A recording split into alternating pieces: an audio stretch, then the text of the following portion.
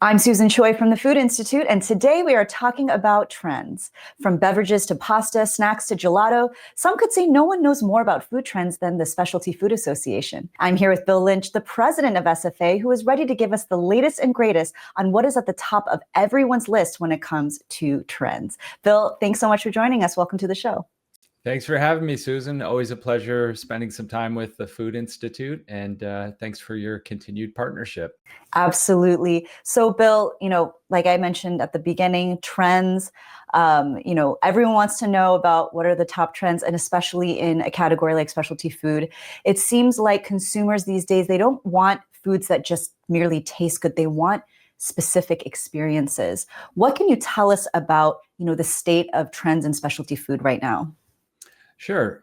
Well, one thing we've always seen in specialty food is that it's the first place where consumer behavior shows up. If there's a shift in taste or lifestyle or values, it tends to appear here before it moves into the mainstream. And right now, consumers they're not just shopping for something that tastes good, they're shopping for meaning. Food is culture. People want products that bring authenticity, heritage, and storytelling to the table. And value is being redefined. It's no longer just about price per ounce. It's about the quality of the ingredients, the connection to the maker, and the sense of discovery. And that sense of discovery is what makes it feel worth going out of your way for. And we're also seeing consumers embrace global inspiration in everyday formats, like yuzu in sparkling water, za'atar on snack chips, mochi ice cream sandwiches. There's a lot of cool things happening, and the world is at the consumer's fingertips these days, and they find ways to fit it into their daily life. And the experience really matters. Products that create a moment are winning, whether that's cracking open an angel hair chocolate bar with that dramatic reveal, whether it's the ritual of premium coffee, or even fun interactive packaging. At the same time, health, sustainability, and ethics are still important. Specialty food is in the sweet spot where indulgence, wellness, and the values all come together. So the state of the consumer right now is more than about just eating. It's about experiencing and connecting and discovering through food. And Bill, we have to mention that SFA has a really exciting new event coming up, right? The Winter FancyFaire in San Diego, California in January 2026. How will the launch of this new event, really highlight the pulse of trends going on in food and beverage? The Winter FancyFaire in San Diego is intentionally designed to be the first big food show of the year. And we want it to be the place where the industry looks for a preview of what's next, a real guidepost for the year ahead. And California is the perfect setting. So many food and beverage brands start on the West Coast, and bringing that local energy to the show, we can showcase what's emerging before it spreads nationally. And one of the highlights will be our Trend of the Year initiative. Instead of just pointing to a flavor of the moment, we're asking why. What consumer need is driving it? And that gives retailers, food service, and makers alike something deeper to work with, because it's not just about spreading or spotting the trend, it's about understanding the demand behind it. And then the show itself is a celebration of innovation.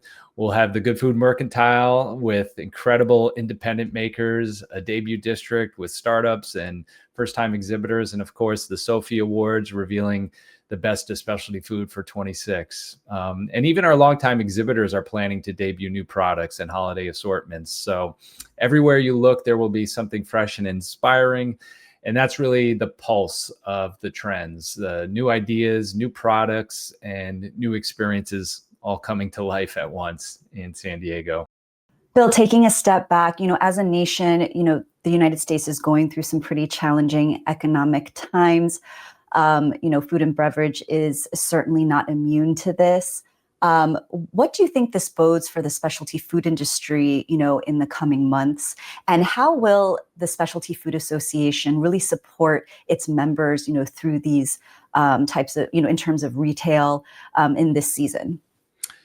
Yeah, Well, anytime consumers face economic pressure, we usually see a shift from dining out to eating more at home. And when that happens, specialty food often benefits because people want to make those meals at home special, and they're willing to experiment with new dishes, flavors, and ingredients.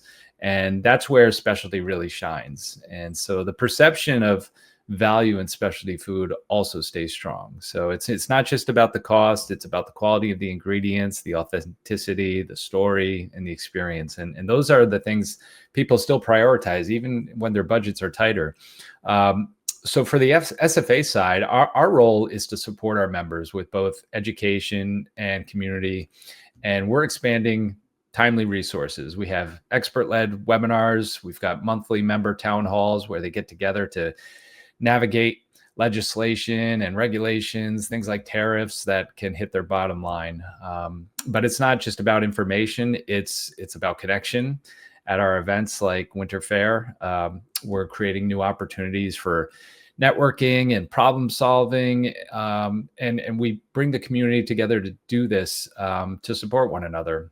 So things like First Taste Table and our Culture in Common party that we'll have at Winter Fair is really designed to bring people together, share stories, talk about solutions, and essentially walk away with more confidence for the seasons ahead, whatever those challenges may bring. So even in these challenging times, this specialty food adapts well, and the SFA is here to make sure our members feel informed and connected and positioned to succeed. All right, Bill Lynch, president of SFA. Bill, thanks again for joining me. I appreciate it. Thanks again, Susan. Pleasure speaking with you. For more information about Winter FancyFaire, you can head over to the Specialty Food Association's website, specialtyfood.com. And that wraps up this episode. But don't forget, you can always check out more great content by clicking on this playlist. Till next time, I'm Susan Choi. Take care.